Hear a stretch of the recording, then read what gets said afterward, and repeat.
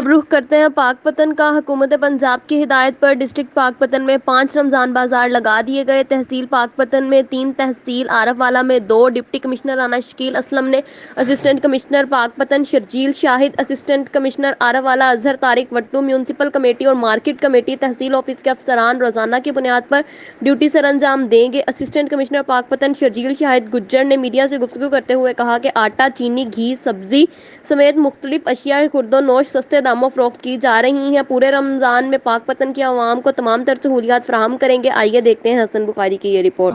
جی، یہ گورنمنٹ کی پالیسی کے مطابق یہ 30 رمضان المبارک تک ہم انشاءاللہ یہ اسٹال اپنے جو رمضان بازار ہیں یہ چلائیں گے جس طرح گورنمنٹ کی ہدایت ہے اس کے مطابق۔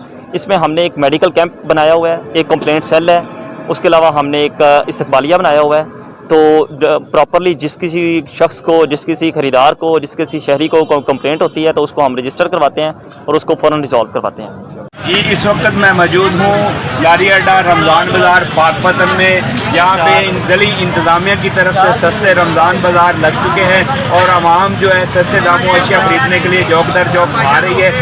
ڈپٹی کمشنر پاک پتن رانا شکیل اسلم، اسسٹنٹ کمشنر پاک پتن شرجیل شاہد صاحب اور اس تحصیلدار صاحب کی نگرانی اور مارکیٹ کمیٹی کی طرف سے اسٹال لگے ہوئے ہیں۔ انتظامیہ کے لیے بہت اچھے انتظامات کیے ہوئے ہیں۔ کیمرامین ٹیم کے ساتھ حسن عباس بخاری، پاک پتن۔